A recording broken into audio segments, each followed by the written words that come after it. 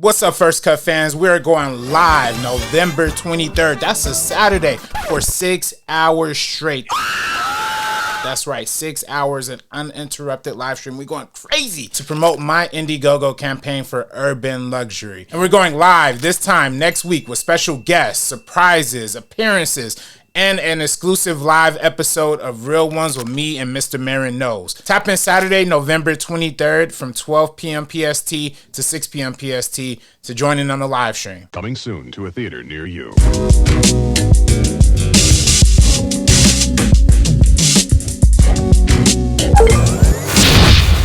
What's up, y'all? It's episode 31 of the Real Ones podcast with your man, Mr. Marin. I'm here with my man, RB. What's going on, brother? Wait, not much, man. You know, still trying to push forward on this Indiegogo campaign. You know what I mean? Yeah. It's a marathon, not a...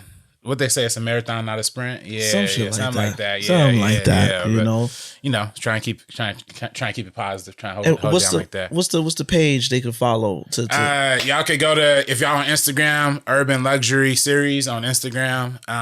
And if you just watching on YouTube right now, got the link in the description. Actually, it's on all the platforms. Good. Apple, Spotify. If y'all watching, hit the subscribe button. If you're on YouTube or on Spotify. On Apple, leave us 5 stars, and also check out my Indiegogo link. Yeah. Let's do that. You know, my man RB's putting together, a proof of concept for a nice little anthology series. You know, it's not going to be all horror and suspense, but different genres, just different takes on different situations. And it's cool, man. And I'm meeting with another like producer / co-writer. You know what I'm saying, for like one of the other anthology episodes. Okay. And, this is like later on down the line, but I'm trying to develop the whole thing. As you know what I'm saying? You should. As a thing. Be 5 steps ahead, my brother. Be 5 steps ahead because, so, this is the first episode. Right. Since Election Day, man. Let's start off with this. How was your Election Day, brother? I mean, my Election Day, I had, I woke up, I was confident that I thought Kamala was going to take it. You know what I'm saying? Yeah. I think we were all stupid. Yeah. I just think, like, son, we know America. Yeah. Anybody know America well is black people. Yeah. And we know how America, hits you with the pump fake. You know what I'm saying? Makes you think everything gonna be all right. You know what I'm saying? I was never this type, but, you go back to when Barack Obama was nominated, he was elected president. Black folks thought, it's going to be a breeze next whatever years, you know what I'm saying? And then, shit, we hit roadblocks, you know what I'm saying? The microscope was all over my brother. Any little thing he did, he wearing a tan suit, it was a problem. Yeah. You know what I'm saying? Yeah. And then definitely by the second term, you got shit like Trayvon Martin popping off. Yeah. Mike Brown out in Ferguson popped off. Not to mention also like the Flint, Michigan water crisis. And he didn't do himself any favor with that when he was acting like he was drinking that water. That was not a good look, Barry. That wasn't a good look. You know what I'm saying? And then eventually, Eric Gardner happened, and this was what planted the seeds for Black Lives Matter. You know what I'm saying? All these little events. This is on Obama's way out. You know what I mean? Yeah. And then your man's popped up. Donald J. Trump. So let me ask you, Election Day, where'd you vote? I voted. I always do the drop in ballots. Yeah. So I dropped it off Shao Compton Library. All you right. know what I'm saying? And then I also I don't know, you know what I'm saying? It's tough because I be doing some little part-time, gigs here and there, and sometimes in the retail space, and you be seeing, like them demographics they be talking about in the news, like sometimes you be seeing it, you know what I'm saying? 100%. Like, I be shout out to a lot of my Latino brothers and sisters, y'all good, you know what I'm saying? But some, there's definitely some folks who, even I was at the workspace with, there is like, it was kind of going back and forth all night. I'm like, Kamala coming back, and he's like, man, Trump, but it was tough, man. It was tough. Election was pretty much wrapped up by like 9:00 too, so it was like, it was rough, bro. I had front row seats to it. I got hired to work on election night with Brian Williams for Amazon Prime. Oh, nice. Yeah, okay. so that was the live. If y'all don't know, like, you know, Amazon Prime is trying to tap into the live market. You know what I'm saying? So they had the election night show with Brian Williams. Brian Williams, who was fired by NBC for lying about, I think, his little Iraq story he lied about. So they gave him the axe. He's on Amazon Prime now, and I think this is the first year. So it was very interesting on the inside, seeing how the wheels turn, and you know, I had a dope meeting with its director and producers. Like, you know what I'm saying? I was a PA on it, so they actually wanted to know what we wanted to do in the business, and they, you know, they were real transparent. They wanted to get to know us. You know what I'm saying? Got to sit in on a rehearsal. I was a pundit for a day. You know what I'm saying? I was on the rehearsal, just saying nut shit. They just like, we just need an answer. You know, they asked me all the complex questions. I was just like, Kamala's gonna win. I was like, all right, next person. You know, yeah. Then got to see Brian Williams at work. Brian Williams is actually a very funny guy. Oh, for real? Yeah. During the rehearsals, he was talking shit, like big shit. No, he's pretty funny. About Trump or? Oh, nah, not so much. More so about the producers. Like, you know, he was just being loose. Like, you know what I'm saying? Okay, that's funny. You know, shout out to my team that I worked with on that one. You know, a bunch of cool people. You know what I'm saying? There's a sister in the group that was very naive. Like, she was just like, because we was shooting in Culver Studios, so we share a lot with Judge Judy. Yeah. So I saw Judge Judy, and she's small as hell, like real fucking small. Saw Judge Judy go in the elevator, and the sister was just like, you know, they go Judge Judy. She was like, I used to like her, but I don't like her no more because she's a Trumper. I didn't know this, so I was like, really? She was like, yeah, she's a Trumper, and she was just like, I don't get it. How could these women, how could they vote for this guy knowing blah, blah, blah? I said, girl, you are talking about a white woman. They don't give a fuck. They have no morals. Not all of them. I'm just saying, as a people, they don't have no morals. They care about themselves. If they're comfy, to hell with everybody else. You know what I'm saying? Even if it comes down to basic human rights. You know what I'm saying? Right. And then Judge Judy, old ass, ain't having no kids no time soon. She don't got to worry about that. So why the hell would they care? You know? So, you know, election day, went to work, I had my do the right thing sweatshirt on. You know, I was feeling real good about the day. You know what I'm saying? I was feeling real good about the day. And then, you know, as the votes started coming in, you know, there was somebody that was on the show, because we was watching the show in our little holding area as it was going on. And there was somebody in the show that was like, yo, you know, a lot of the mail-in votes is coming in. Your boy's looking like he's nervous, because he was supposed to be at Mar-a-Lago. And he told her, nah. His people was like, nah, don't come here. So, you know, they was kind of just like, oh, well, Trump is feeling the pressure. He's nervous because the mail-in votes is looking overwhelming. Blah, blah, blah, blah, blah, blah. And as the night progressed, you know, at first he was winning the states that he was supposed to win. Right. You know what I'm saying? And, you know, people, if you've never seen election coverage, don't react to the first hour. You know what I'm saying? The first hour or hour or two, they're going to win the states they're supposed to win. It came down to the 7 swing states. And I said from the rip, I was like, yo, this is going to be a tight race. It's not going to be a short one. It's going to be tight. It's going to come down to the 7 swing states. That's going to be what, you know, that's what it's going to be, where the cards will land. You know what I'm saying? And it did come down to the swing states. Yeah, but my sister Kamala got her boots smoked. Yeah, all 7 of them. Unfortunately. A clean sweep. A clean sweep.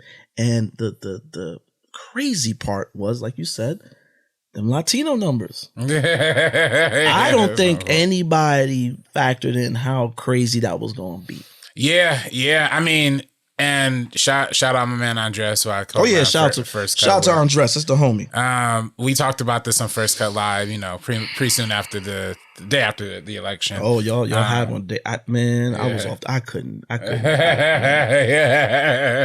we talked about it, and he made a great point. It's like when Democrats run on the. You know, Republicans are always going to be anti-immigration. Of course. You know? Of course. When Democrats switch their messaging from in 2020 that the country's a nation of immigrants. We embrace immigrants. We embrace people. When they switch from that to in 2024, we're actually going to go harder than Republicans. We're actually going to kick people out just as much, like, then it's like, yeah, you're going to turn away a lot of like Latino support. You know what I'm saying? So, or maybe not even turn them away, but also just not show up. And I think that's also another big thing in this election too. The turnout was so low. Like, I heard something like 18 million people didn't show up. Yeah.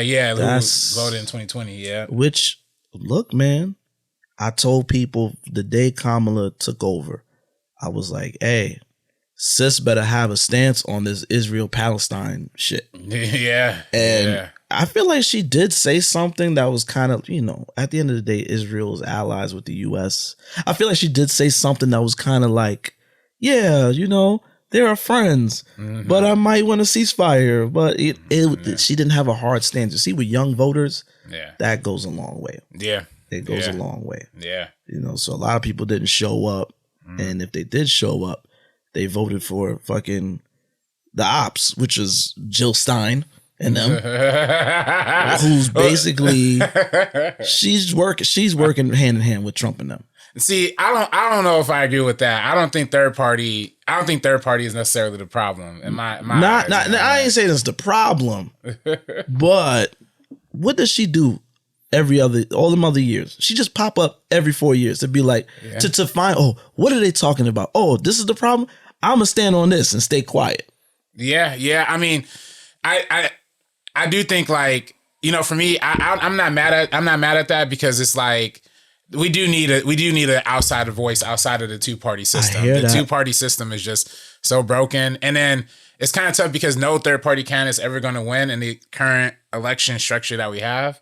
So it's like, But the issue with them is, again, Jill Stein is she's already been quoted as saying that she want to punish the VP. She's already been seen at Trump dinners and stuff everybody knows she's in close proximity to this guy. Yeah, I mean, I don't know. I don't know. So I didn't vote for Jill Stein. Right. I didn't vote for Jill Stein this time. I did vote for her, I think, in 2020. Like, there's sometimes I just cannot stand for the Democratic Party. I feel you. The Democrats actually care about us, about black people, almost just as less as, like, probably just as much about as Republicans. No, I get it. I learned that from living in California and seeing mad times where there was reparations on the ballot. There was affirmative action on the ballot. There's like everything that pro-black that can come up. And Democratic. See what you just said right there. Pro-black. That ain't never gonna fly nowhere. Like, what I'm saying? And neither party. And neither party. They like the Democrats. They're like, Negro, you better find a happy medium. Yeah. Because we ain't giving you 100%. This is why I'm a registered independent. Yeah. You know what I'm saying? I just happen to be voting, especially as of recently, been voting blue because of the direction the Republican Party is going in. Yeah. I can never support the Reds. No. You know what I'm saying? No. And I don't see how anybody could. Honestly. Yeah. Honestly. You know what I'm saying? Yeah. But this is where we at. Yeah. Donald John Trump is president of these divided states of America once again. And he won the popular vote. First time since your man's George W. Yeah, in 2004. Yeah. 20 years later, he won the popular vote, got all the swing states. The sister didn't stand a chance. And the next shocking thing was the counties that flipped. All the counties that flipped, counties that Biden won overwhelmingly, was either still voted for blue, but it was at a lesser number, or flipped completely. And we talking about them college towns, Penn State, like around wherever Penn State is at. Listen, man, the young boys, the YNs, they don't know. I don't think they have much knowledge as to what's going on and what's actually on the table. I think that especially the young boys, I think that that macho shit. Yeah. I think that spoke to them. Yeah, I mean, this was just a personality election. Honestly. Absolutely, it was really just a popularity contest, and yeah, I mean, the vibes was hitting.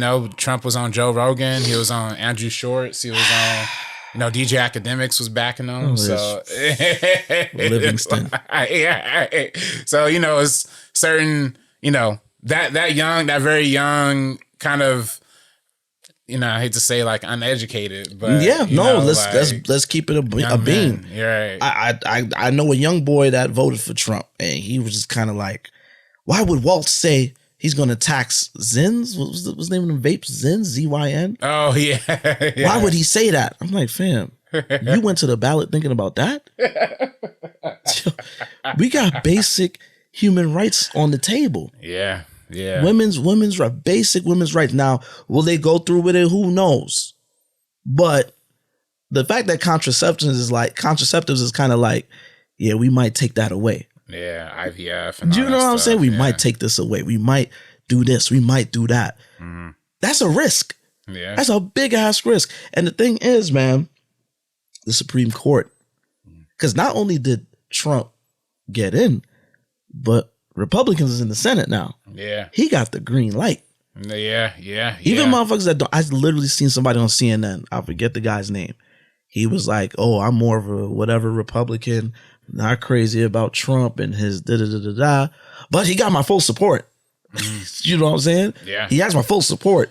Yeah, I mean, that's what Republicans, they get their people in line, you know what I'm saying? Even Nikki Haley, who was going hard at Trump, during the primary, she was backing Trump at the end too. Same thing with Ron DeSantis, same thing with even the Georgia governor, who everybody was like, oh, he was anti-Trump in 2020. Oh, he stood up to Trump, like when he tried to steal the election. Like, nah, Brian Kemp was out there pro Trump too in Georgia. So. Look at his VP pick. His VP pick called him Hitler. Yeah. And now he on there with his fake memes and just running with fake memes as, oh yeah, this happened. And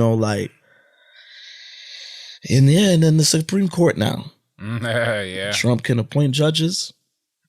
And this is not only going to affect this generation of women, but we talking about the next generation. And the generation after that. Yeah. Because they're going to get judges that's of able age that they could be there till like they 100. Yeah. We talking decades of impact that this is going to have. We just got to cross our fingers, hope that nobody dies in the next 4 years. Like who's nobody? 5 years. In the Supreme Court. You know what I'm saying? They ain't got to. I ain't saying nothing. You ain't going to get me to say nothing on this.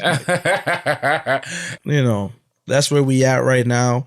And, it just got me to thinking about film and all of this. Mm-hmm. You know what I'm saying? Because we all know life imitates art and vice versa. Yeah, you know what I'm saying? So it got me to thinking about film. So I hit you, RB, and I was just like, immediately, I was like, yo, we got some movies we need to watch and discuss. You know what I'm saying? But before we go into that, we're gonna check on the comments real quick. Yeah. Shout out if you still rocking with it. It's 19 minutes deep. Yeah. We appreciate y'all. Damn, we have a lot. Now going to the clip about Eddie Winslow singing. Oh Lord, goddamn. This from Jonathan Jacob 7557. Why does she look like Laura? Talking about Tracy Spencer? Cora. Yeah. Yo, that's like the second or third person I've seen say something similar. She was like Laura. It's the hairdo. Shout out to LaCora. Shout out to LaCora. She's dope. And then commenting on our Mr. Crockett interview. Yeah, again, thank you to Disney. Yes. Thank you, Hulu. Thank you, Asia Willis, and everybody who helped us get that interview with Brandon, Eddie, and Elvis. Yeah, shout out to RB for pulling them plugs too. You know what I'm saying? Like making sure we get in there and get that our first press junket interview for Mr. Crockett on Hulu. Yeah. If you haven't seen it, go check it out. Check out our interview and definitely check out the film on Hulu. It was dope. And then shout out to Joseph Ashley, commented on the Eddie Nolasco clip that we put from the interview. Mm-hmm. He says, this has that Stephen King It vibe to it. I'm intrigued, it doesn't look like something I will see in Dark at Night. If it's Elm Street Part 3, if it's 80s, it's series, nah, I'm good. I mean... You're saying Elm Street Part 3, like the comedy one where Part 3 was valid. That was Dream Master, I believe. That was valid. That's when. Listen, man. But they did have Freddy Krueger up there, like doing stand up. Yeah. Oh yeah. Oh no, for sure. Welcome to prime time, bitch. Yeah, like but yo, bro, I went back to watch those films during right before Halloween because I had got Nightmare on Elm Street, the 4K, and then I went back to watch those films on Max, and it's fun, man. Listen. I'm learning I could be a snob at times. Yeah. I'm learning to meet these films where they are. Like, it's just like, look, that's valid. Just meet them where they are. You know that they didn't make this trying to win an Oscar. They just wanted to scare you real quick. Those films aren't even scary. But then again, if you're a kid in the 80s, that's, like we talked about that last episode, context, if you watching that stuff in the 80s, it's like you ain't never seen that stuff before. So it is scary.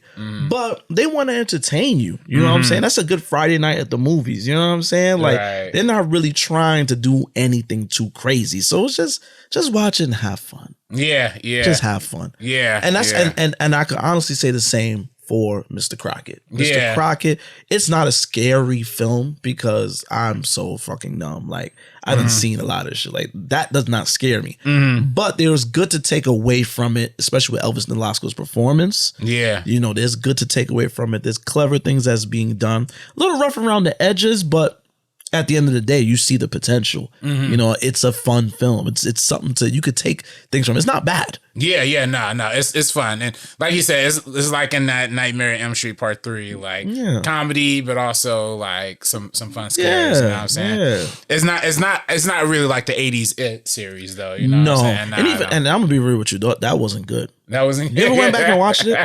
I only saw it like one time. I think Tim Curry is amazing as Pennywise. Other than that, it doesn't do it. The movie is actually better. The first one, especially. The first movie was great. Way better than the series, in my opinion. Nah, I agree with that. I agree with that for sure. And then he also commented again on the clip where we were interviewing the director. He said, this, like, again, going back to M Street, this is like M Street. I kind of want to see it, but I don't fuck with horror after Tales from the Hood with creepy puppets. Also, why does this remind me of Pryor's Place? Listen, brother, you sound like you don't want that smoke. Just don't watch it. If it's gonna scare you, sure, bro. Just don't watch it. If you said Nightmare on Elm Street 3, now Tales from the Hood, I get it. You know what I'm saying? But it ain't your vibe. And maybe Pryor's Place. It probably reminds you of Pryor's Place because Elvis Nolasco does kind of have the Richard Pryor thing going on with the afro and the big mustache. And Pryor's Place was like, if you don't know, that was like Richard Pryor's take on Sesame Street. Oh, I didn't know that. You didn't know shit. that? Nah. Yeah, Pryor's Place. They got my man from my man that sang Ghostbusters singing at the beginning, "Welcome to Pryor's Place." Mind you, Richard Pryor just was smoking bass like the year before and running down the street on fire. You know what I'm saying? As a matter of fact, Richard Pryor is dead, so I ain't gonna get sued or nothing. Right. But I met somebody that was Eddie Murphy's assistant in the 80s. And he told me a very funny story about them going to meet Richard Pryor. And he was in a room with white women, butt ass, and coke. Like piles of coke. And he was telling everybody to get in on it. And they were just like, nah. So that's Richard Pryor for you, man. Shout out to Richard Pryor. He's one of the goats, man. Peoria's finest. Peoria, Illinois' finest, man. And then shout out to David Cardriff 6312 from Ireland. Shout out. Hey. I think he was from Ireland last time he said. Yeah. Commented on the Tales from the Hood episode, said your horror knowledge is on point, last. I learned a few things. Oh, that is Irish. The comment about the milkman in the 1931 with Frankenstein was hilarious.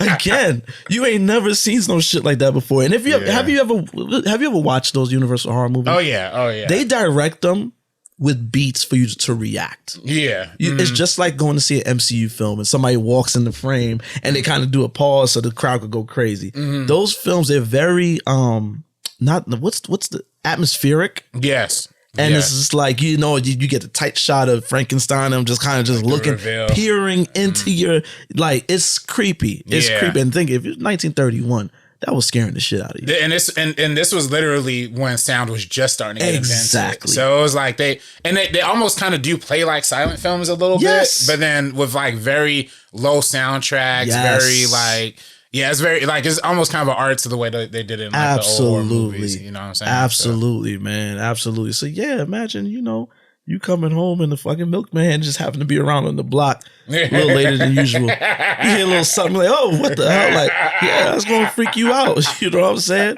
Shout out to the milkman. That is a lost job. That is not. If you're a milkman in 2024, go get a CDL license or something. Right. Find something to do. It's like, well, I mean, I guess it's like Amazon drivers. Like, if they doing Amazon Go, you know what I'm saying? Milk?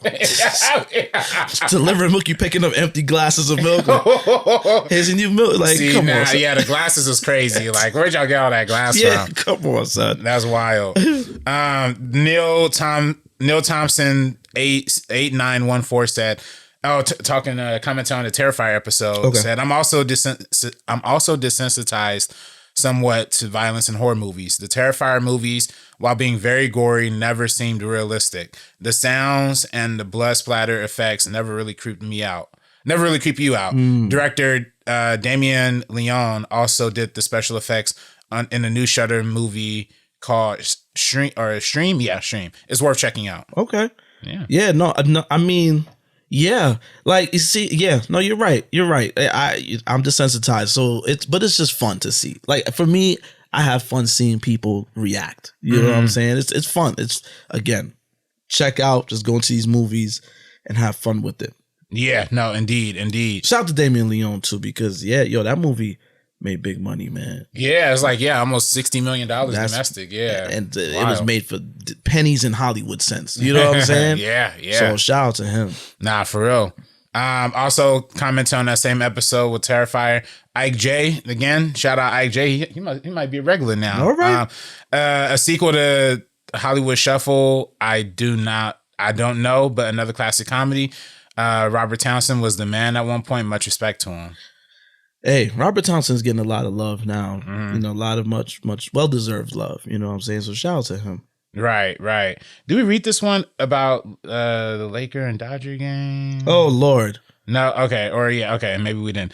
Unhealthy Vegan, shout out Unhealthy Vegan. Also comments on the Terrifier shout out episode. to my guy. I'm loving the consistency lately. Hard to keep up. Good episode.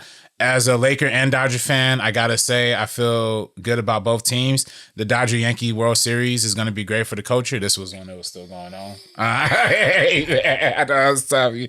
I'm contemplating breaking the penny bank and going to a game as well. As far as the Lakers, after seeing the first game, I think we're gonna get the fifth or sixth. Here seed. Y'all go. I mean, is it gonna be a distraction? Y'all watch one game and y'all won a championship. Get the fuck out of here. I'm healthy vegan. Respectfully, my brother. Get out of here. That's man. Laker fans, man. We're moving with pride. We're moving with pride. They got the moment. They got that moment in the first game. Now jump on. Oh my god! And keep him on the bench. Talking about Bronny. Hopefully, keep him in the G League to develop in a couple years. And my boy Dalton Kepch is going to be a problem. I hope he plays that Robert Horry type of role eventually. Yeah. Yo, y'all gas everybody. Robert Horry? Damn. Robert Horry's a legend, right? Yes, he is. In my eyes. I like role players. Role players like that I value. So he's a legend to me. Yeah. Damn. Yeah, big shots. Damn, it's still November. Let the season progress, my brother. And you see how they doing your coach JJ? They're trying to roll him out. They doing an intense coach rollout for him. Oh, look at him. He's so into it. Oh, look how angry he gets. Get the fuck out of here, bro. Yeah. Stop it. And Bronny's in the G League, just like I said he would be. I was gonna say, hold on. I got stats. I got Bronny stats. Oh, you got your Bronny update. This guy. Thank you. You know what I'm saying? Bronny update over here. Bronny Muse over here. Hey man, listen. He went to SC and on the Lakers. I gotta show love. In his first 10 games in the NBA, he has went 1 for 6 field goals, 4 points, 2 assists, 1 steal, 1 rebound. Playing 16 minutes. So that was in his first 10 games in the NBA, fellas. And thankfully, they did demote him to the G League, which was good. Yes. He played 1 game in the G League, scored 5 points, 2 for 9 from the field, including 0 for 4 from 3.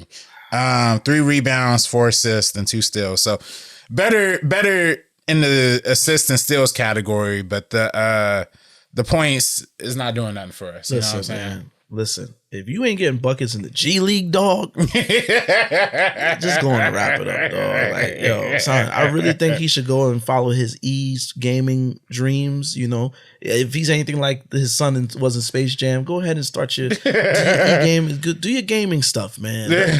You don't want a ball like that. Like, you like basketball, but you don't got the. You know what I mean? Let's dial it down a bit, man. Let's dial it down a bit. Bron, you got him, right? Good. You need to go retire. Go ahead and retire, dog. Like, we appreciate you. I love you, brother. Think you're the second greatest player of all time. Definitely one. Second. Yeah. I mean, that ain't bad. Yeah. You know, you one of two of the greatest players I've ever seen. Like, you know what I mean? So. Yo, man, just go ahead and let's wrap this up. This Laker Bron era is nasty. I don't like it. Got your little chip in 2020, whatever. I don't like it. I'm gonna wrap it up. I'm tired of it. I want y'all to just suck already. Like, y'all are already kind of I just want y'all to listen, man. I just want y'all to just blow it up. Genie needs to stop playing around. Team is ass. They're mediocre. They're not gonna do anything. Hey, man. They ain't coming out the West anytime soon. Dog. Hey, man, it might be it's gonna be a different. Sorry, unhealthy vegan. The Lakers are not coming out the West. Nah, I disagree with that. Sorry, man. I think 5th or 6th is a good spot we're gonna land at this year. No more playing. You know what 5th or 6th means? That means you're gonna avoid the play-in. Y'all have not avoided the play-in since it started. Yeah. Stop the cap, as the kids would say. Stop the cap. Hey, man, JJ, man, might be doing it. Man, I ain't gonna lie. We have a lot more comments. We do. So I'm gonna read through some of these kind of fast. Let me tell y'all. Next Saturday. Yeah, we're doing a live episode. It's a real one's first. We're doing First Cut is doing a 6-hour block? Yeah. Of live programming to fundraise for my brother's Indiegogo campaign. So check in with us next. It's going to be fun. Yeah. Now we got to confirm the time we're going to be on. Hey, listen, I'm a team player. If you need me to be the opening act, I'll be the opening act. Yeah. At noon. Word. Okay. Yeah. Because it's going to go from like 12 to probably 6-ish, something like that. I'll be the opening act. I got no problem. Okay. All right. Word. That's not. Yeah. We might. You know what I mean? Let my man Andres and Sabrina and y'all let y'all run y'all the headliners. Yeah. I'll be the opening act, man. Yeah. No, we could. Yeah. And I'll make sure motherfuckers stay in their seats. We gonna have fun. Ain't no going to the bathroom, going to concession stand when we on. We gonna have fun. It's gonna be up. We gonna leave. We gonna make sure the crowd stay there so they could be there for the headliners as well. Yeah. So let's get a couple comments and then let's leave some. Leave some. Yeah, because it's a lot. All right. We're gonna leave some for. Yeah, just real quick. John Lewis Brooks said on the Bernie Mac clip from House Party 3. Oh, that's an old one. Yeah. He said, I saw this in theaters when it was released in OMG. Everybody was crying. Laughing so hard I was nearly underneath the seat. I remember I wanted to see House Party 3 and I didn't get to see it in theaters. I ended up seeing it on I think I saw it for the first time on TNT. So it was, censored. Oh, really? I mean, but it was still funny. But then when I saw it uncensored, I was like, holy shit, that shit was funny. Yeah. I remember when we had the Menace to Society VHS, they had the trailer to House Party 3 before the movie started. I just remember it was whoop, and I just remember I remember that. And I was like, oh, I want to see that movie. I didn't get to see it. Literally a true classic right there. I really didn't know the impact of it till you. It was like, oh, peep that joint right Bernie Mac steals the show. Like the minute he shows up on screen is endless laughter. Yeah. No, it's like a perfect scene right there. And then Jose in his same clip, Jose Morales, I'm gonna keep it there. Said, "Holy shit, I completely forgot that was Kitty Lester. Great running sequence in BlacKkKlansman, and actually had a singing career years before that. Look up this hit song, Love Letters. Yep, that was her. Oh snap! Okay, Kitty. I think she's still alive too. Oh, for real? Oh, good. Hey, that's what's up. On Lucy. Hey, and then last but not least, Nonchalant Stu 54 said on that same clip, they used to call you Jawbone. They used to call you Jawbone. Oh, I remember your name. They used to call you Jawbone. Yeah, son. That dinner scene is classic. It's classic. But yeah, we have a lot more, but we don't. tap in next week. Saturday, yo. Yeah, next Saturday, I'm gonna come out to Compton before I go see Gladiator 2 with Denzel. Which, by the way, Denzel has finally announced. I knew this for some time because I know a couple people over in his camp, but Denzel is finally let it be known that he's going to retire soon. And in retiring soon, he lists off his films he's going to be doing. Othello, he wants to do Othello on this big screen. King Lear. He said that he wants to do something with Steve McQueen, and then he let the cat out the bag that Ryan Coogler is writing something for him in Black Panther 3. Yeah. Denzel Washington. Come on now. Denzel Washington in Black Panther 3. Your quick thoughts, my brother.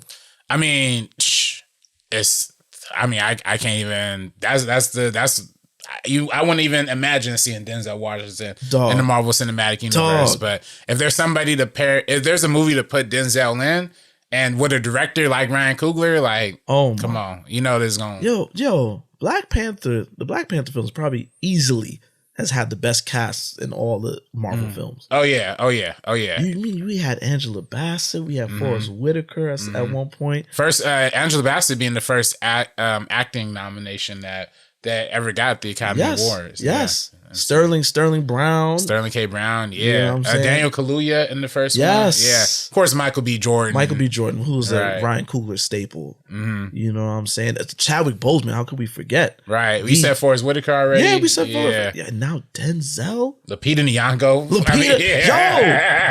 Yo, man, black people holding it down for the MCU, man. Highest key. We are holding it down for the MCU.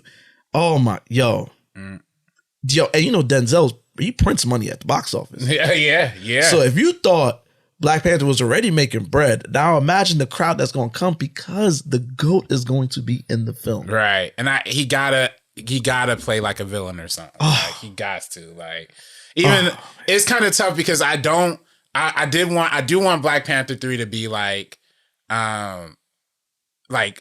Wakanda versus America. Like, I just kind of see. I want to see. Man. I've always wanted to see I want to see like Wakanda face off against some white people, because it's like, man, first movie was fighting each other. Second movie we fought Latinos. Yeah. I want to see us square off against some There's a race war every damn movie. I'm like, come on, man, let's see some white folks, man. Let's get some white people real quick. But hey, if they do something with maybe Denzel's like a neighboring, I don't know. I actually have no idea, but I have no idea. Yeah. I'm so open to whatever they do. Yeah. Denzel in an MCU film. God damn. Yeah. God damn. And speaking of the Washingtons, Malcolm Washington's The Piano Lesson was released, which I have to see as soon as possible. Yeah, I gotta see that too. I gotta see that as soon as possible. A lot of good buzz. Yeah. Shout out to the Washington family, man. And Denzel, just imagining a world without Denzel on the big screen is weird. Yeah. It's weird as hell. So, man, salute to the king, man. That's my, y'all know that's my GOAT. I don't know about you, but that's my GOAT. So salute to him, and yeah, I'm looking forward to what he does next. Let's be honest, Hollywood is Hollywood. I know it's Denzel, but it's Hollywood is Hollywood. Is who's to say that all of those projects are going to come out? You know what I'm saying? I mean, yeah, if there was one person I think couldn't get it done, it might be Denzel. Yeah, but I can also see. I told you I'm not a big fan of like old timey, white people with swords and shit like that. But I am going to see Gladiator 2. I cannot wait. Yeah. To see that. I was telling you right before we got on, Chinese theater, they're setting up a nice little Roman arena type exterior at the Chinese theater for Gladiator. I've seen them build, and I haven't seen them build anything in front of that theater since like back in the day. You know what I'm saying? So I think it's gonna be a dope experience. So I even though I got my AMC tickets for 49 cents, low key want to return them shits and go to China. Sorry, AMC. Sorry. Hey man, or if you might see if it might be so good, you need to see it twice. You know, true. True. And I'm hearing great things about it so far. Yeah, that's trying to stay away from a lot of the reviews, but I'm hearing great things about it. Yeah, same man, same. I'm excited for it. I'm about to get gladicked. Excuse me. Pardon me? About to get good. I'm not going to say it. That sounds crazy. Are you talking about Gladiator and Wicked? You know what I'm saying? The double feature. You know what this I'm guy, saying? man, that is a wild. Gotta get good dick, man. It's time, man. It's time. That sounds crazy. It ain't time for that. No, thank you. It's not time for a good dick. No, it's not. No, it never is. No. Nah, but I ain't gonna. The Gladiator campaign and the Wicked marketing campaign, they're going in. Both have been some of the most phenomenal. Yeah, I don't know. You saw Piece by Piece. Did they show like the yes. Wicked like in Lego version? Yes. Yeah, I was like, what? I was watching. I was like, wait, what did it? I was like, oh wow, they going in. Yeah. Yes, I did notice that a Lego version of the Wicked trailer. That was cool. And then the package with the toys with the wicked.com. Oh, son. How do you fumble that bad? If you haven't heard, the Wicked toys got the website on the packaging. And is it a QR code or is it like an actual website? It's the actual website spelled out. Yo, and I don't know about you, but I never knew that people really pay attention to stuff like that. Yeah, no, me neither. But apparently parents and kids or whoever is going on this Wicked website and is taking them to a porn site. How do you fumble this, dog? And where do I find them toys? Because now I know they're going to recall them and it's going to be worth bread. Now I need them. Do you know what I'm saying? That is sick. Come on now. Come on. How do you do that? How do you do that? That's a historic fumble right there. Yo, that's a crazy fumble. I love it though, man. Oh, man. But, again, at the top of the show, we said that we are going right back into Trump's America. Yeah. Another 4 years of the bullshit. And as you're seeing right now, he's appointing people in off, certain positions. He fired a black 4-star general in the security thing to hire a rando from Fox News, like just somebody from Fox News. Wow. Elon Musk has a position in the cabinet now. And regarding Elon, I don't mean to cut you off. No, go ahead, brother. Go ahead. I think we owe Zack Snyder an apology. You know what I'm saying? Why you say that? I mean, a lot of people shitted on Lex Luthor. You know what I'm saying? His version of Lex Luthor, the tech billionaire, was kind of weird. Kind of off kilter. And everybody was like, this ain't realistic. This ain't how a supervillain's gonna get down. This is not how they act.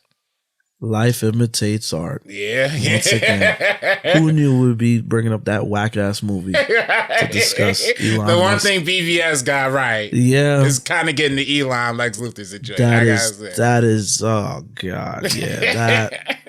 And your boy RFK is gonna be doing health. He's for the women's health. He's for the women. It's for the women. What does that mean, dog? What is going on, fam? Oh. Mass deportation day 1. Oh. See some of you Latinos that voted for Trump? Some of y'all ain't safe. Yeah. All this, I'm good. I'm in this country. I'm good. Nah, some of y'all ain't good. You know what I'm saying?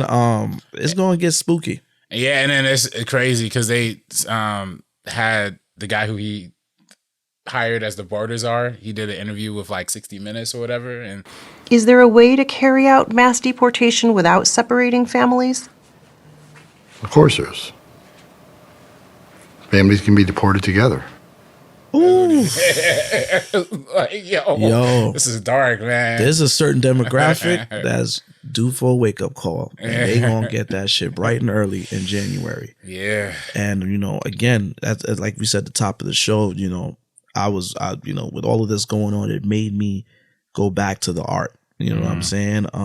I've been noticing this a lot lately. When things happen in the world, I go back into the art.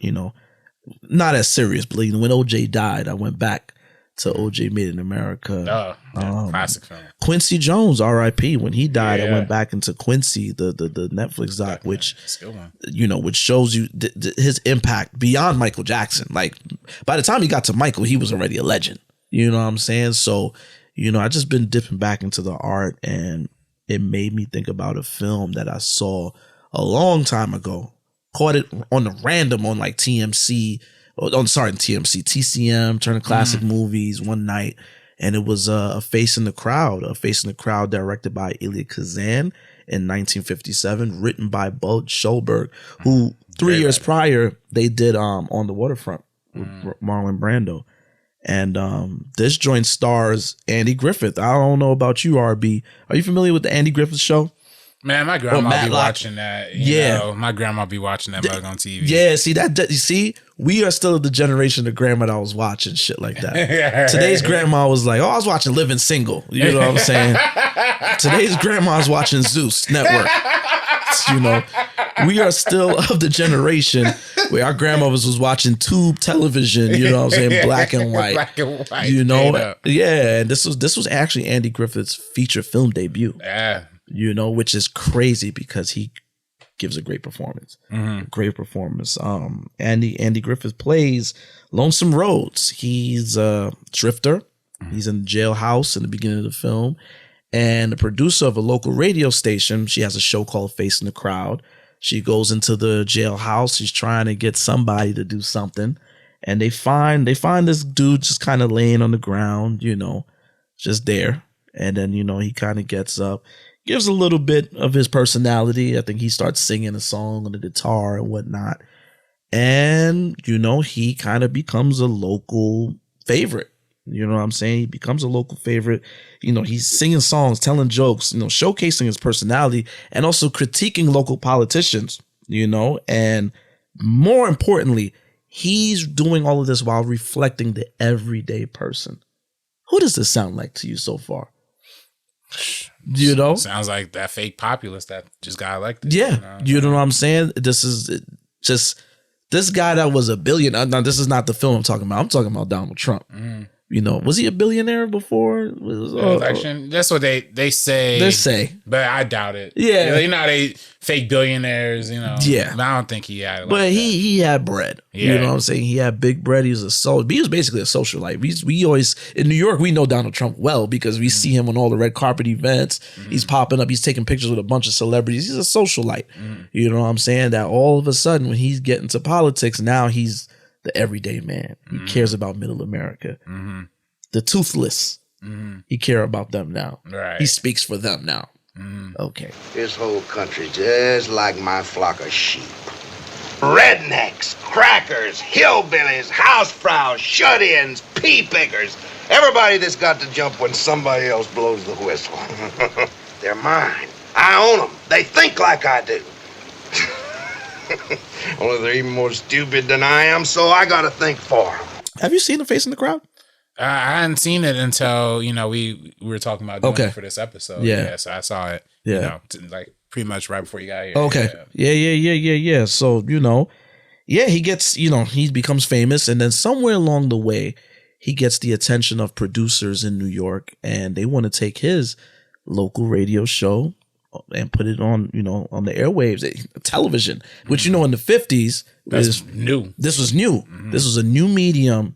And when you hit TV, you made it big because now it's not just people in your town and your region of the world that's seeing you. It's the world now or the nation. You know what I'm saying? Right. And there's only really like 2 or 3 networks at this point. Exactly. So you're really seeing. And if you get a spot on one of the 2, you was the shit. You know what I'm saying? Because it was limited space. You know, back then TV ended at a certain time. You know what I'm saying? So if you got a slot on television, you was the man. You know what I'm saying? Or the woman. You know? Right.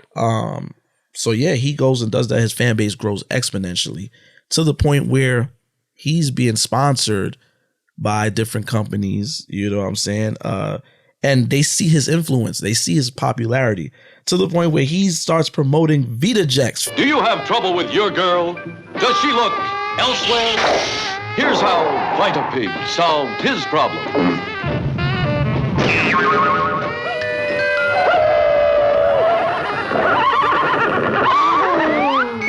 VitaJets. Fill me full of and ecstasy. See what I mean? It was like an energy pill, a wonder drug. Right, but it literally had no effect. No, like none. The chemist literally was like, there's nothing to market about this. There's nothing in it. And then homie was just like, hey, if you come in and you make it yellow, you know, we could sell it. Like, hey, he started going crazy with it. Then he come from, and it kind of, for me, I don't know about you, I saw there's a wonderful commercial montage in the film, which immediately made me think of Bamboozle. And that scene with the Bomb Baby, the Timmy Hill nigga, and all that stuff. Yeah. Hill nigga. Timmy, Timmy, Timmy, Timmy. Hill nigga. Timmy, Timmy, Timmy, Timmy. Hill nigga. Timmy, Timmy, Timmy, Timmy. Hill nigga. Timmy, Timmy, Timmy, Timmy. Yo, my name be Timmy Hillnigger. Clearly, Spike pulled from this down to, he pulled from this big time and made Bamboozle. But the commercial, it kind of implied that it was a sexual enhancer of sorts. Yeah. Which made me think of Viagra. Yeah. It's Viagra before the actual invention of Viagra. Yeah. So already you're kind of seeing how this parallels a lot of like current day shit. Right. Not to mention the actual use of the word influencer. I don't think there's ever really, they use the word influencer. This might have been the first time ever in like movie history that I think influencer had ever been used. You know, I'm so used to hearing that word, I didn't even catch that. Yeah. They literally, he gets told at one point, like, you are, your opinion, something is like opiate, like you are an influencer. And he starts repeating that himself. I'm like, oh, holy shit. They are kind of on that. And then the way he kind of flips the marketing thing, for one, again, going back to the whole the fake populism, the anti-establishment of it, he gets this commercial read for this mattress. And then he ends up, instead of actually reading for the mattress, he ends up just shitting on the guy relentlessly. But then him shitting on the guy ends up boosting the mattress sales to the next level. Yeah. And that's what ends up taking it. Yeah. So it's like, it's just like this whole... And then to me, I ain't gonna lie, that kind of reminded me of like Mike Lindell, you know, the Magic Pillow dude, you know, like how he was mad, how he was like the face of his brand, mad, you know, forward with Magic Pillows, and they was selling pretty good. But once he got on that Trump train, it was like those Magic Pillows became like almost exclusively Trump like product type thing. So it's kind of fast. This movie was preaching in a lot of ways. Oh, 100%. It was 100%. And you know, his influence is so strong that, you know, they start to tap him into politics, and they want him to get behind this one politician that has presidential aspirations. Right. You know what I'm saying? Only have 4% of the, you know, it's like polling at 4%. Basically, you know, when he came on board. Presidential aspirations. And what does he do? He turns the guy into the common guy. You know what I'm saying? He finds a way to help him rebrand, and you're going to become the everyday guy, which like your man's, you know what I'm saying? Your man's all of a sudden, he was the elite. Now all of a sudden is like, well, yeah, I identify with you small people. Which is so sick, because the way of becoming the everyman is, you know, crapping on Social Security, crapping on, you know, welfare, basically being like, what are these socialists doing? And then it's like, I wish you'd give me the real cotton-picking truth about how you feel on the subject of more and more and more Social Security. I'm glad you asked me that question, Lonesome. I'd say that people today are obsessed. Real gone for security. They want protection, coddling, from the cradle to the grave. I say that weakens the moral fiber.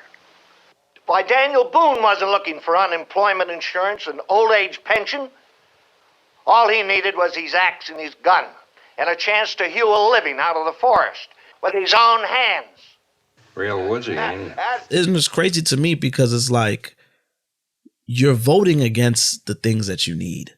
You know what I'm saying? Like, I remember somebody did a man on the street thing. They was talking to a bunch of Trump supporters about Obamacare and then the Affordable Care Act. And they was describing it as if it was two different things. And people were really falling for the Obamacare is terrible. It's terrible. This is better. Because they're like, yo, it's the same thing, dog. Right. It's the same thing. I think Fox News pundits kind of coined it Obamacare. You know what I'm saying? It's the same thing. So it just goes to show you the power of influence. You know what I'm saying? Like, yo, people will do whatever their faves say to do. You know what I'm saying? That cult like following, we're seeing that now with MAGA, and like we're seeing it. We're seeing people really vote against their interests. You know what I'm saying?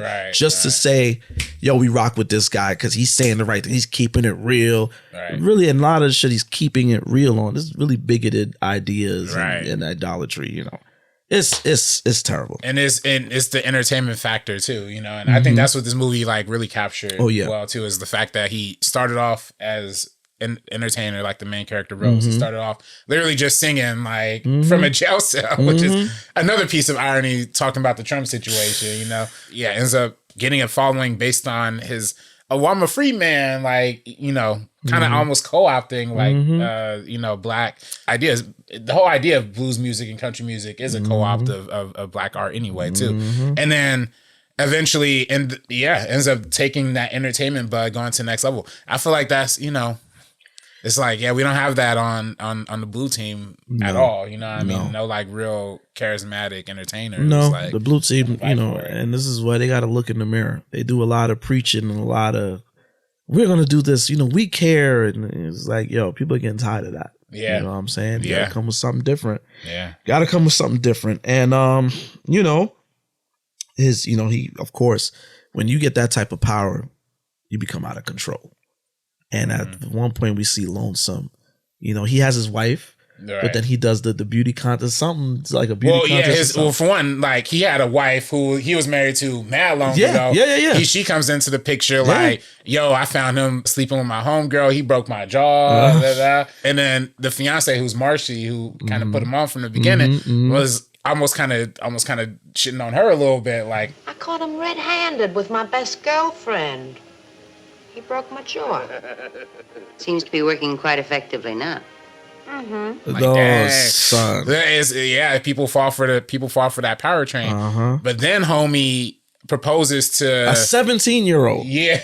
At like a beauty contest type situation. Flies her out to Mexico to get married. You know, then now he wilding, he on set wilding on the crew and stuff like that. He really throwing around his weight. And well, of course, with that, nothing good comes from that. So he starts to, you know, believe his own hype. You know what I'm saying? Wilding out. And he's ending a show. He's ending a show, and as the credits is rolling, he's talking to the people on the set. And he's basically showing you, like, yo, these people are stupid. I could sell, what do you say? I could grind up something and sell it as caviar. Yep.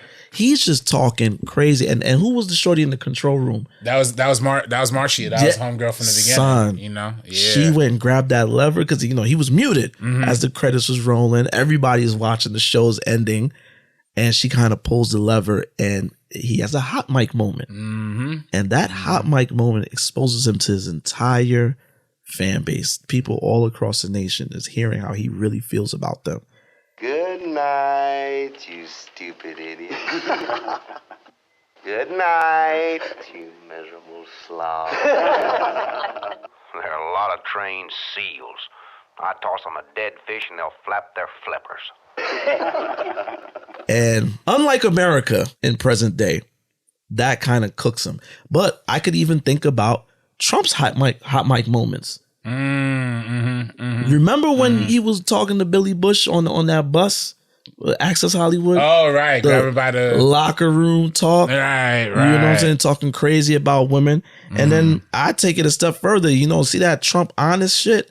He was on stage. I want to say it was either a primary or a rally.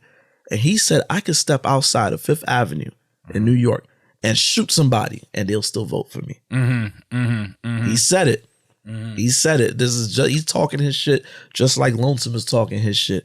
And Lonesome hits a wall. Yeah. He hits a wall. People start calling in and complaining. And there's an incredible, I love this scene. It's an incredible scene at the end of the film. Walter Matthau, who's in this film. Walter Matthau, for my generation, we remember him as, Grumpy Old Men with Jack Lemmon. Dennis the Menace, he played the grandfather. Right. He's in this film. Who does he play in this film? I don't know. Mel, I think is what. Yeah, but he was he like what was his role in the character? Like, what was his, was he because he was always around. Yeah. I think he was like he was like he was originally on the team and then he kind of stuck around because he still cared about Marcia. Yeah. Like kind of almost like an advisor in a sense. Yeah. And there's an incredible scene where your boy Lonesome is having a full on meltdown because his shit done crumbled and he's in the crib yelling. And I just thought it was fascinating that he had somebody in the crib employed to just hit a audience track, like, cheering for him. He's talking this shit and he's chanting everything. They walk in, I think it was Marcia and Walter Matthau's character walked in. They're like, yo, what are you doing? He's like, your boss just needs to hear. He needs to hear the audience cheer for him, everything he says. What are you doing that for? He likes lots of applause. Beat it! And that echo chamber, you know what I'm saying? That echo chamber that you just hear the same things over and over again. You don't care about anything, you don't care about logic or any outside opinions. You just want to be the guy all the time. You know what I'm saying? You want to be the right one. You want to be on top. And yeah, he's doing that. And then Walter Matthau has a nice little, monologue where he just let him know, yo, this is what's going to happen. You might get back on TV, but you ain't going to have the same steam you had before. People are going to see you for who you are, and there's going to be other people that's going to catch the fans you lost, that's going to get their attention. And then, and then you'll just be a has-been, basically. He told him that, and he just kind of sat there and just let that shit sink in. You know what I'm saying? And when Walter Matthau walked away, my man hit the audience thing. It was just very fourth wall breaking, kind of. You know what I'm saying? And it was an incredible scene that, I'm gonna be honest with you, spoiler alert, I was ready to come in and just talk about this movie exclusively and about how we're done with Trump. And it didn't happen. You know what I'm saying? Didn't happen. America, we didn't get it right. Yeah. I mean, it's the people who we follow. It's, if you're entertaining enough, you're confident enough, no matter how stupid you sound, you're always going to get people on your team. Yeah. And that's basically the whole theme of this movie. Absolutely. And I, shout out Bud Sherber, who wrote this movie. He also wrote the book that it was based on. He did such good with the characterization, even with the senator being, I think his name was like William Fowler, kind of almost sounding like like Hitler, like Fowler, type thing.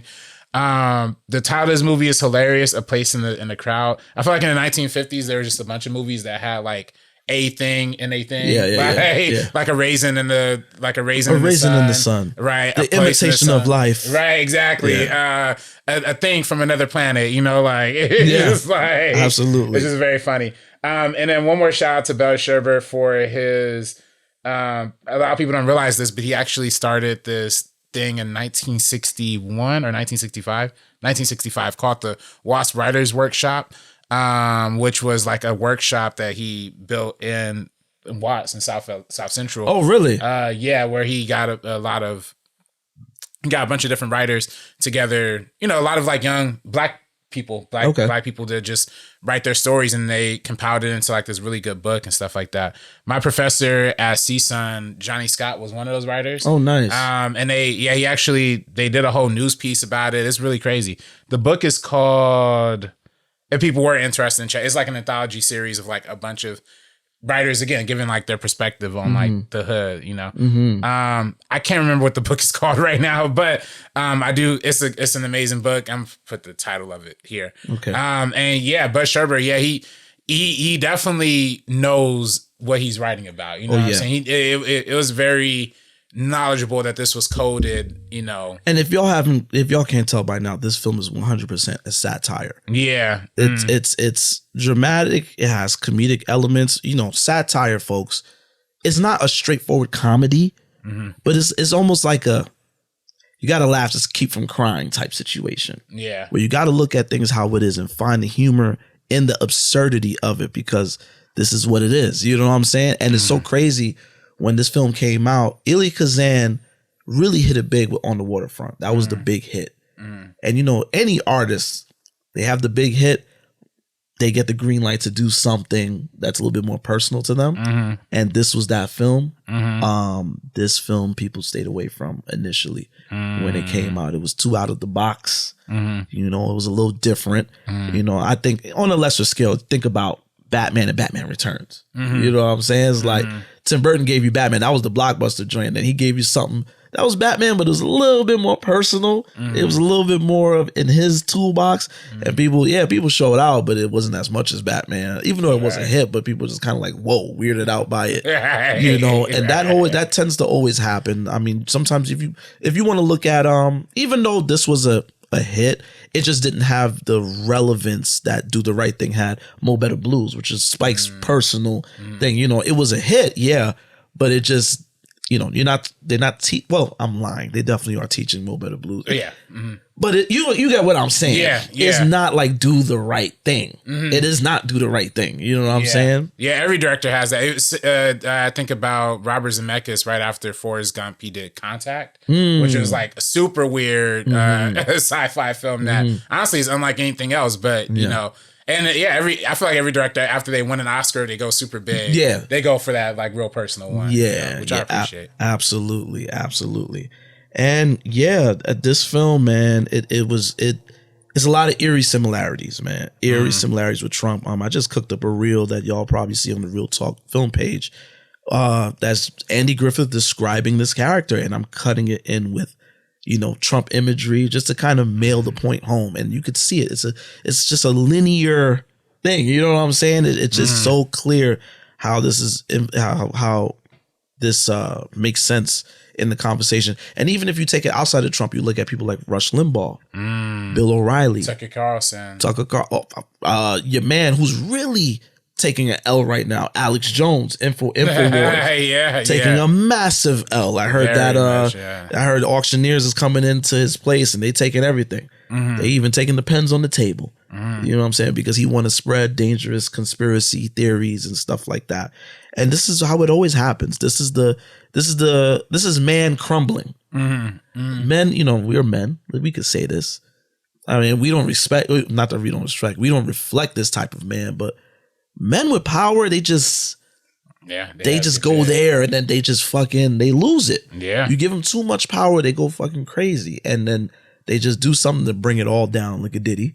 You know what I'm saying? You just do the things to just bring the whole empire crumbling down. And this is what happened in the film. You know what I'm saying? And I think I saw this on Tubi, by the way. Yeah. If you can't get it physically or it's on Tubi, I really suggest y'all watch A Face in the Crowd. Yeah, no, definitely. I feel like it's definitely one of the more important movies you could watch relating to political satire, relating to like the way the infrastructure could kind of be built. And like you said, like I was mentioning, just ahead of his time and talk about influencers and talk about marketing. Like I said, satirical.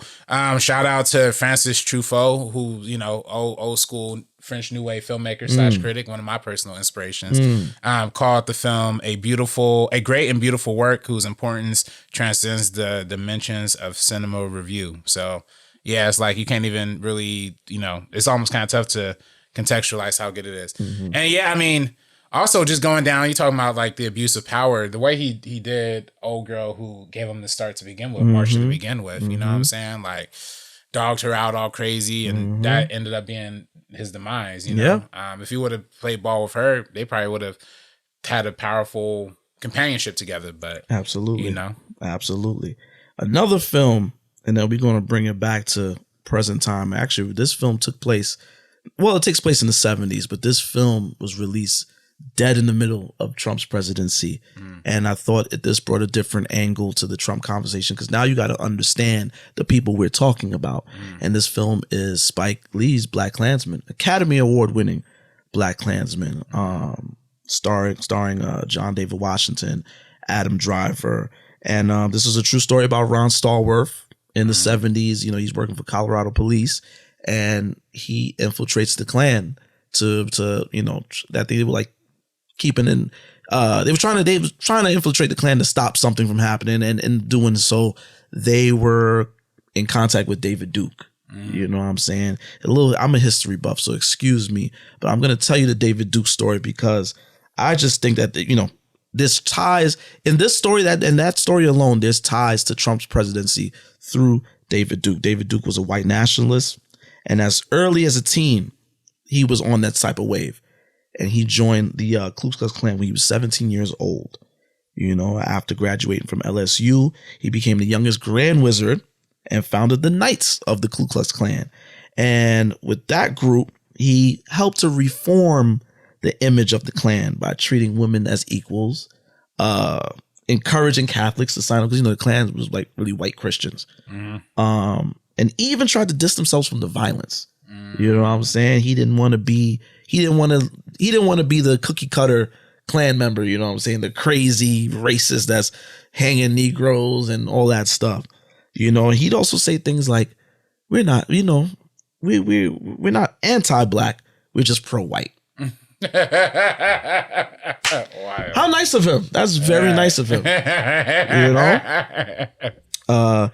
Well, in doing so, reforming the image, the Klan was not a fan of David Duke.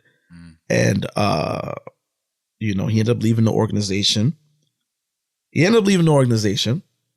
And get this, started his own organization after leaving the Klan.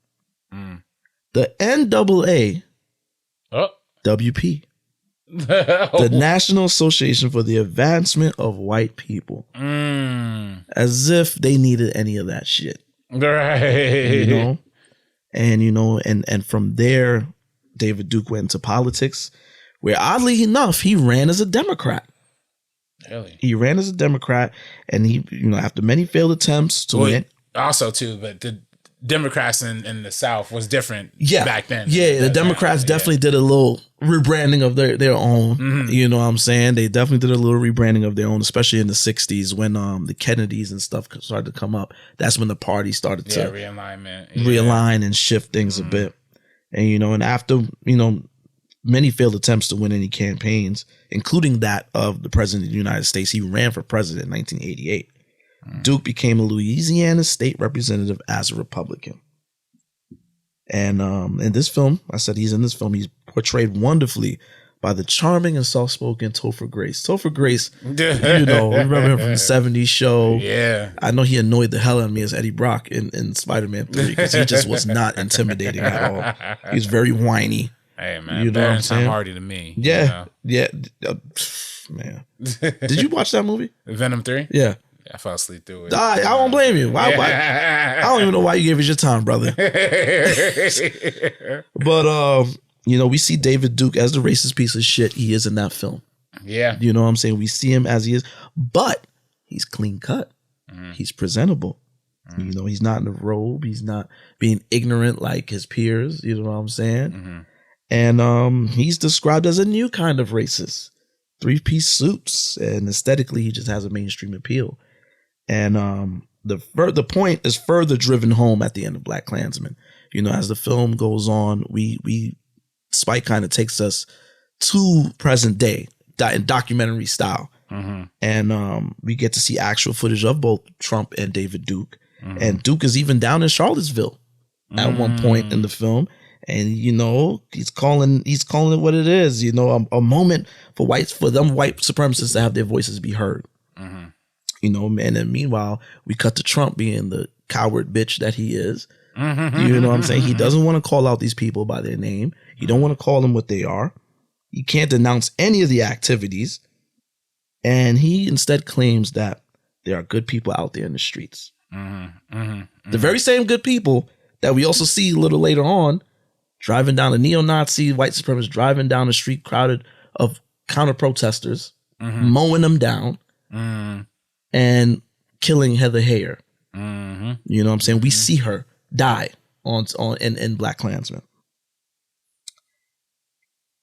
That part of BlacKkKlansman isn't even... See, whereas a face in the crowd is art, there's a lot of implications. You could take something that means that is presented this way, and you look at it and you relate it to... No, BlacKkKlansman, that film ends with real world reality. Yeah, I mean, that's the jarring part of it for a lot of people. You know what I'm saying? I personally enjoyed it. It's funny, I actually got to see BlacKkKlansman pretty early when I saw it. That was actually one of the first movies they invited me to, like, as a critic. Like, oh, nice. Yeah, so I saw it real early. It was a small theater in like West LA. And honestly, it was only really like, the theater only really fit like 20 people. Was you with me when we saw Creed? Was 3? It that theater? Yeah, it was like that theater. Wow. Yeah. about 20 people and only really 10 people in the crowd. So it's a very small crowd. Yeah. And yeah, I just remember the whole room just kind of being silent by the end of it. You know what I'm saying? I went to the premiere of BlacKkKlansman at Bam Harvey Theater in Brooklyn. And yeah, bro, when all of that went down and we got to see Heather Hayer's face and the music stopped, then we got the upside down flag of America in distress. You could not hear a pin. You could hear a pin drop. Right. And all you was hearing, sniffles in the crowd. Yeah. That joint hit us hard in the chest.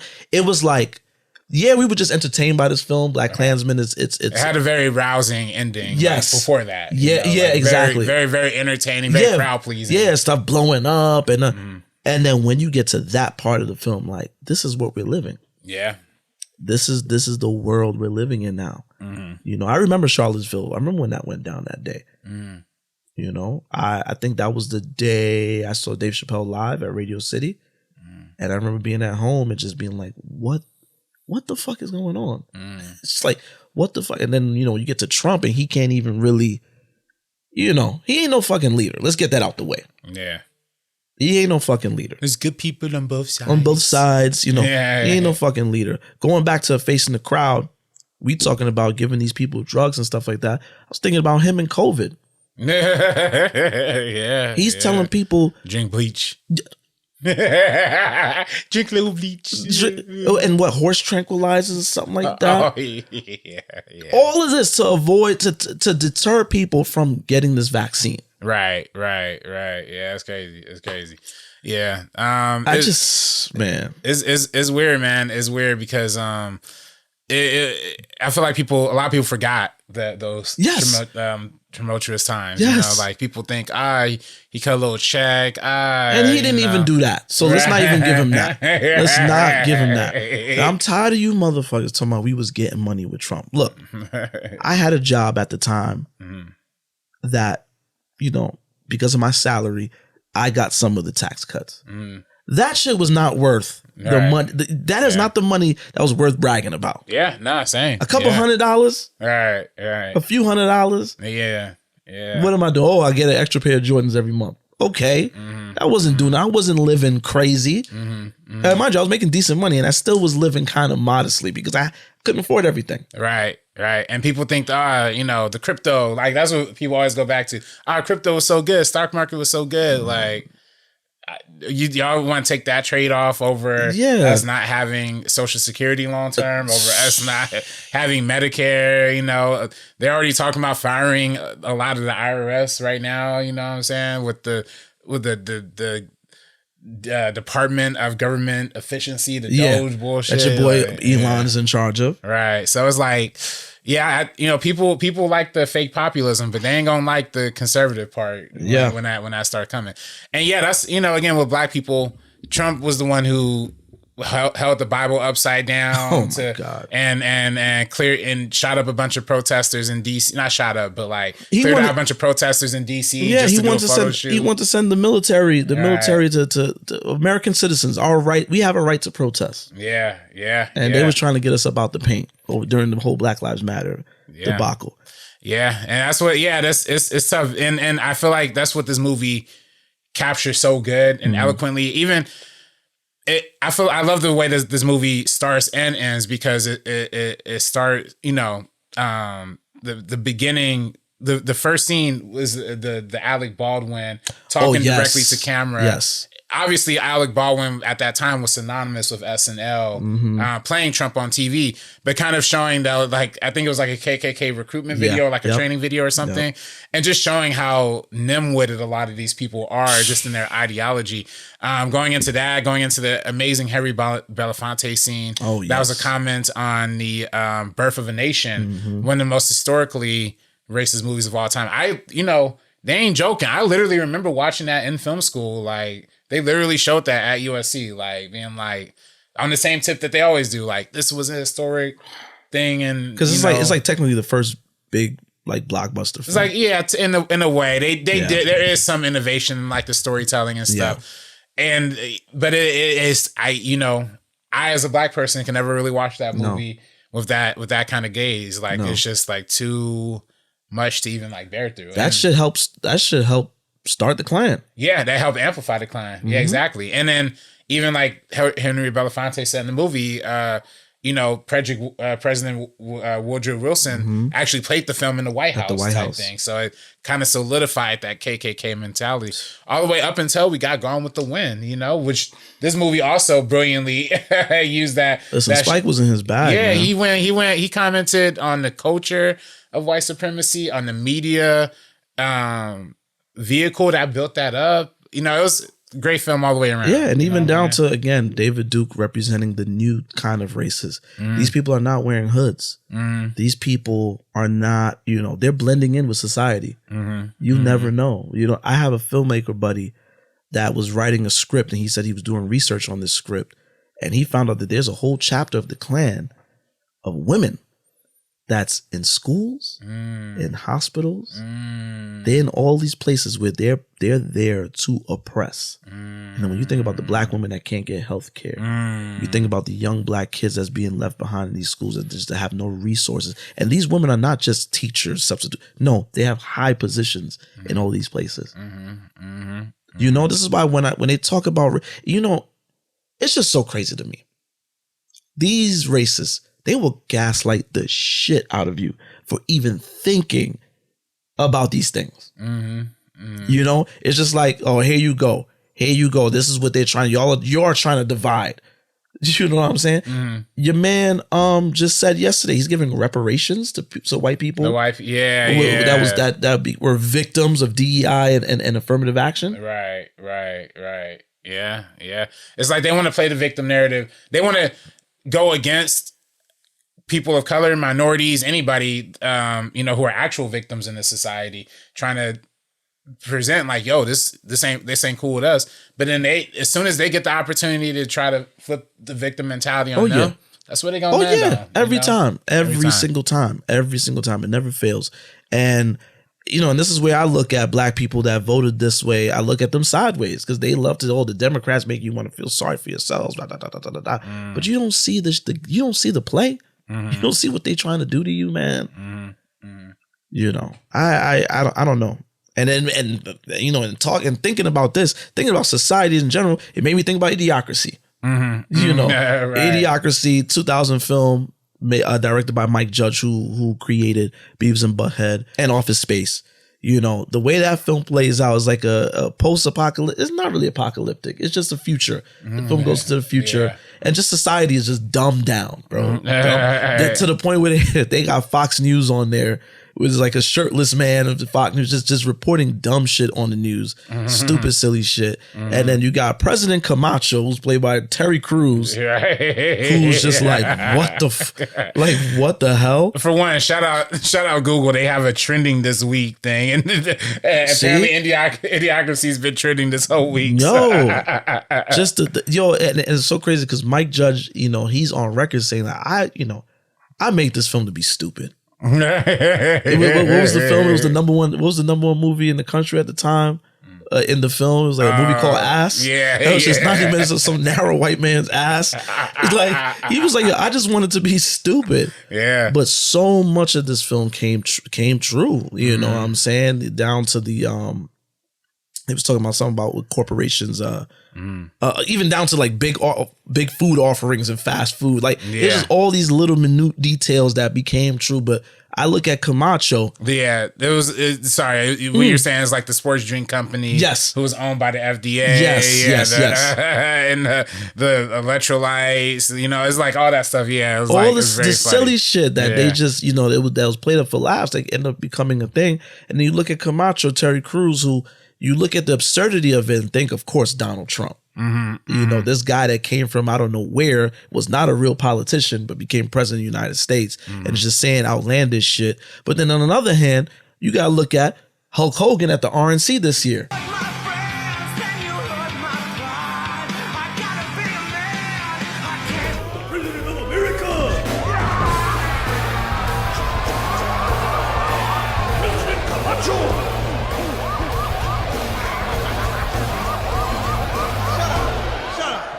But when I hear Kamala speak, It sounds like a script from Hollywood with a really, really bad actress. I know she's bad right now with all that starving bullshit and the dust storms and we running out of French fries and burrito coverings. Yeah. But I got a solution. That's what you said last time, dipshit. I got a solution. You're a dick. South Carolina, what's up?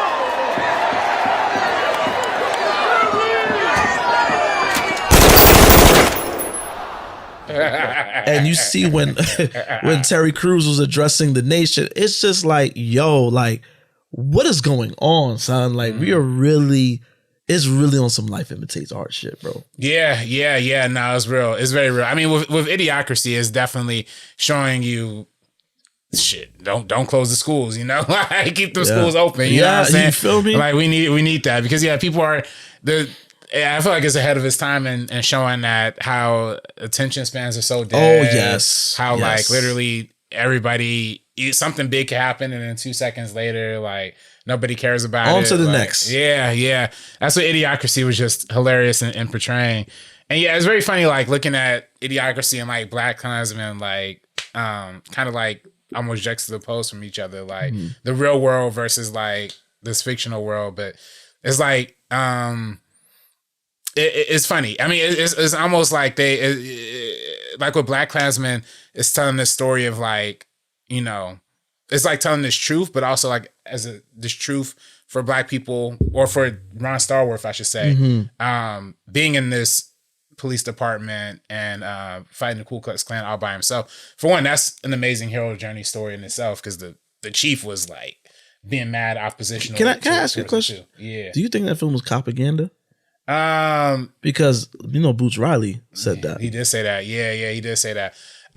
You know, I don't know if it was propaganda. I mean, I think it does a pretty good job of showing how shitty the police department was. Like the fact that he sent him in to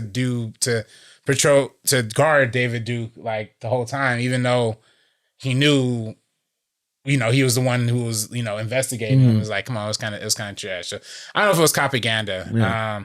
I do. My only like slight issues with BlacKkKlansman has always been like the historical accuracy of it. Yeah. Just in the fact of like there wasn't really a car bomb like plot that was. Really that was definitely it took creative liberties. Right. Which I don't mind, but that's like the one tiny complaint I've always had with it.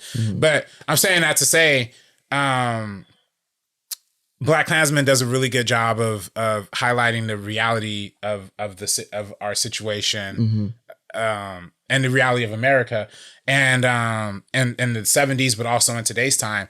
Idiocracy does a really good job of showing like, okay, if we continue down this same path, like, you know, we're going to be ending up in the worst place. Yeah. Even with Terry Crews, like, yeah, that's a Black president, but do y'all want somebody like a Herschel Walker, like running the nation? Do y'all want somebody like a, ain't Herschel Walker going to be in charge of some missiles? God, Jesus please Christ, not. Please, dog. I hope not.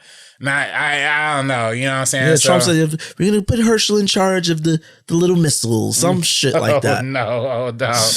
Nah, it's weird, man. But yeah, and then the biggest thing about Idiocracy though is the presidential pardon aspect of it. You know what I'm saying? Having homie who, you know, who was it? Camacho. Who gives the presidential pardon to the main character Joe or whatever at the end.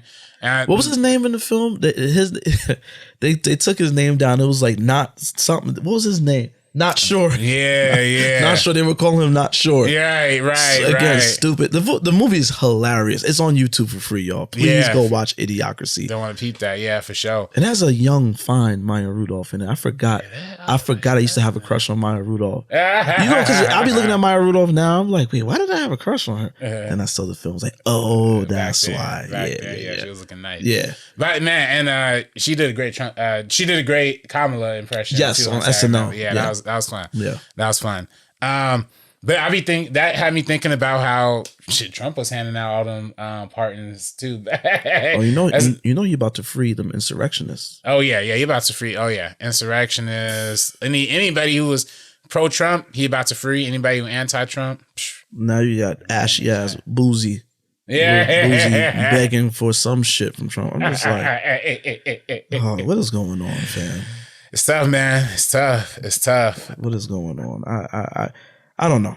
I don't know. Yeah. I don't know what's going on anymore. I don't know what to expect. The bullshit is starting to reel in already. Yeah. I mean, look, listen. At the end of the day, we can't run away from the next 4 years. Right. Trump is here. He's coming back, and we're gonna have to stay prayed up and strap in. Yeah. However, if there's any good to come from this, it may be in the hands of the creatives and the artists.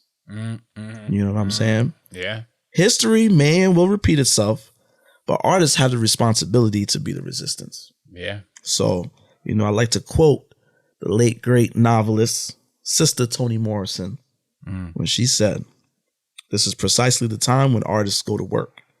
There's no time for despair, no place for self-pity, no need for silence, no room for fear. We speak, we write, we do language. That is how civilizations heal."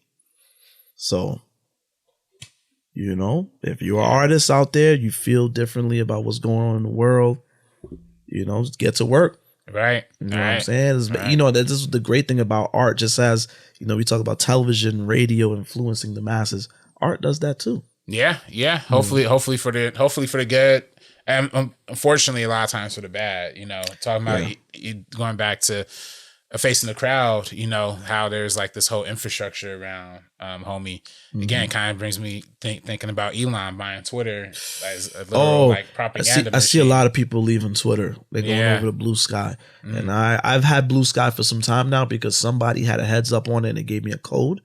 I've had it for some time and never really tapped in, but I might need to start looking to that in Threads. It's tough, man. I'm on Threads and it's just so boring. I know, it's so boring on Threads, bro. It's not nothing entertaining on there. It's not fun yet, but they'll get there. They might get there. Hopefully. And then hopefully we could tell stories that are with presidents or people that are good leaders. Like I remember Black Panther coming out, and that was a great refreshing message for a lot of us, at least for me, of like, oh shoot, like, like even though it was tough in the American sense being Black in America, but we can't have good leaders, what I'm saying? Even if it's just fictional, like Black Panther. Or sometimes we get people like Dwayne, Elezo, Mountain Dew, Herbert, Cabacho, you know what I'm saying? So we got like, they're just like that. It's funny, Idiocracy, I'm glad we talked about that one too, because that was like a little bit of an inspiration for like this like pilot I've been kind of like, I wrote like a little bit like over a year ago, you know what I'm saying? And I've been kind of like revising it now, but it's very, these movies. Dust off that script, my brother. Yeah, more relevant now than ever.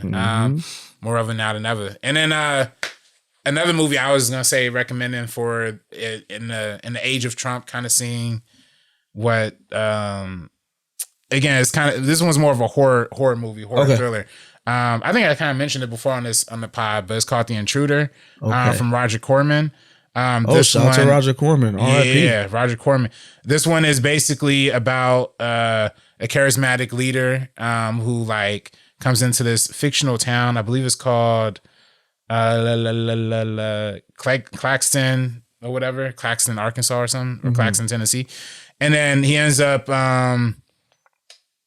basically turning the whole like little white crowd against like the integration of like a school like nearby. Ends up fear mongering about the Black kids like being in school with the white kids or whatever, and ends up like sparking this whole like wave of violence. You know what I'm saying? And the thing is, it's very fascinating.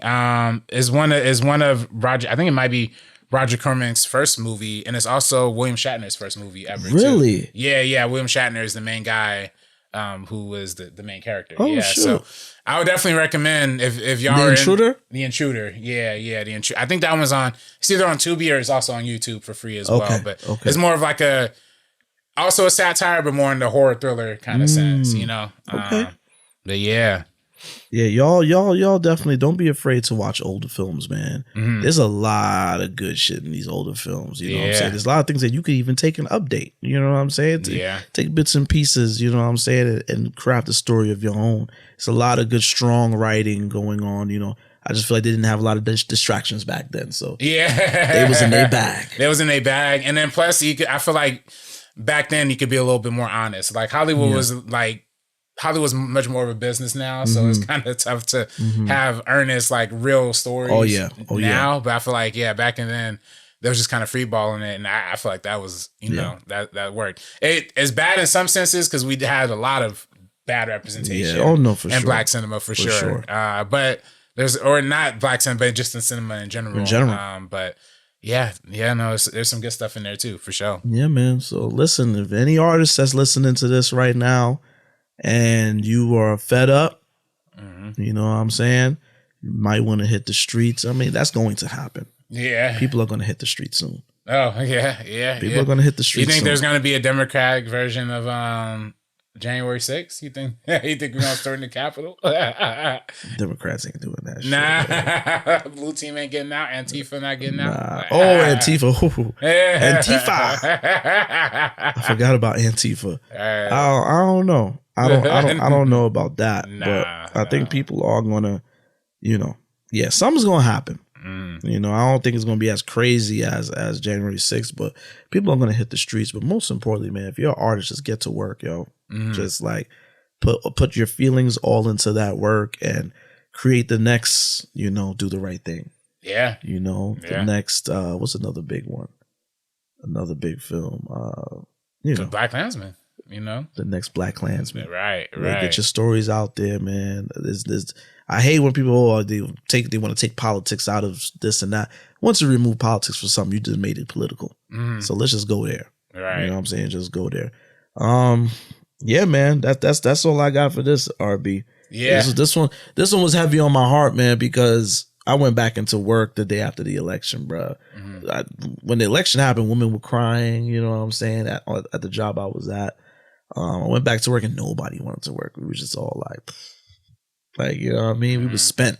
We didn't want to do shit. And we had a productive day, but definitely wasn't a long day. Thank God. Yeah. Oh man. Was it for the same like Brian Williams or was it different? No, Brian Williams. Yeah. Word, yeah, because I wrapped that, and thank God I had a trip to New York right after, so I wrapped that. Yeah, you're sitting courtside at the Knicks game. No. Time. I wasn't sitting courtside, but I did get to go on the court after the game and put up a free throw. You know what I'm saying? You seen that elite form, man? I just had to, you know what I mean? I got to put up a free throw, so I had a good weekend. It was a weekend that I needed to decompress and be around my loved ones and take a break from everything, because I had a lot of thoughts about the people around me after seeing the results. Yeah. It's I didn't even tell you, I'm at the lot, Culver Studios, the next morning, and I'm wearing my 1619 hoodie. Now I didn't do it to be political or whatever. I just literally was there, so I just threw it on, and I'm walking past this group of white men, and they're standing by the elephant doors, the gates, and they in a huddle. They huddled up, talking to each other, and it's like, and then one of them says something, and then like they turn around and look at me, but they didn't expect me to make eye contact, so it was kind of like, oh. And then I started to hear him. He was like, "Yeah, you see that? Like, yeah, that's what they doing over there. That's what they're about." I'm like, white boys, don't y'all acting like y'all got steroids now because y'all took an L and now y'all back. So y'all feel like this is a victory lap. You got something to prove. You will get your ass whooped. Yeah. Calm down. Yeah. Calm down, because a lot of us are not beat. We're not beat for the shit. Don't get froggy. You see that Nick Fuentes dude. Yeah. Your body, my choice forever. And then he has this video where they showing women. He's like, yeah, listen, bitch. I'm just like, y'all gotta chill. Y'all gotta chill. Because Trump ain't gonna be there to save you from that ass whooping. Y'all gotta relax. Y'all gotta relax. You know what I'm saying? I saw it. I heard what they was saying. I just kept it moving. I was walking to my car. I'm on the job. Like, I ain't got time for this shit. But be careful, yo. There's people are, they're feeling. I seen people with their flags and they're doing all this, flexing. Right. Relax. And y'all, again, y'all stay prayed up. Keep a good head on your shoulders. Don't snap. But if you snap, I understand. Yeah. I definitely understand. It's me. It's your boy, Mr. Marin. You can catch me on Twitter, Instagram, MrMarinKnows, MrMarinKnows. Definitely follow the Real Talk Film Society, REEL Talk Film Society channel on Instagram and on YouTube. You know what I'm saying? I'm trying to get my shorts up there more often. You know what I'm saying? Shout out to everybody that's been showing love to the shorts for episode 30. Episode 30 had a shit ton of material. Yeah. We could put the whole episode up there in shorts. Yeah. That shit was funny. Shout out Pre, man. Yeah, oh God, Pre. Pre's an all-star. Pre, yeah. Pre you're a real one, Pre. I know you're gonna be listening to this right now. You're a real one, and you can always come back. Shout out to my brother, Child. Shout out to my brother. Yeah. You know, people really enjoyed that one. RB, let the people know where they can find you. You can find me on Twitter and Instagram at Director RB3, and follow Urban Luxury Series on Instagram for the updates, and also just check out our Indiegogo campaign. Just like Mr. Marin was saying, you know, like this is a time for Black stories to be told, time for Black storytellers to go out there and do our things. You know, that's what Urban Luxury is about. You know what I'm saying? Especially, I feel like, you know, telling this story, if you know, we talked about where we used to work before, a lot of white dudes in that space, and as a brother, you know, I want to hopefully encourage other young Black men and women to tell their stories as well. Yeah, you know? So, absolutely. Yeah, and put your money where your mouth is. Help a brother out. Help a brother out, man. Help a brother out. $5. $5. What would you be spending $5 on? Right. Think about that. Yeah, some Starbucks. You gotta get that Starbucks, man. Yeah, Starbeezes. You get the Starbeezes so you could fund the genocide in Gaza. That's what you're spending your $5 on. When you can fund a brother getting his dreams out, you know, making some art, some good art. You know, you can't talk about you love Black people, love Black film, and you ain't supporting. Yeah, support. No. All right, show some love. Yeah. So, and the next time y'all will see us is on Saturday. What date is that? That's the 23rd. Yes. Yeah. November 23rd. Listen, man. Come check us. It's gonna be a live show. The Black and Cement Air Jordan 3s come out that day too. I gotta make sure I'm up nice and early to get another pair of them joints. For the drop. Yeah, I need to be up and early for that drop. So I'm gonna be up and early, and then RB, I'm coming straight over here. Hey man, come through, man. I'm coming straight over here. We gonna open up the live stream, you know, block 6 hours. Yeah. Just talking film and shit, you know, and we're gonna have fun. We're gonna have fun. Be nice. So we will see you when we see you, which is gonna be live next Saturday. Peace. Coming soon to a theater near you.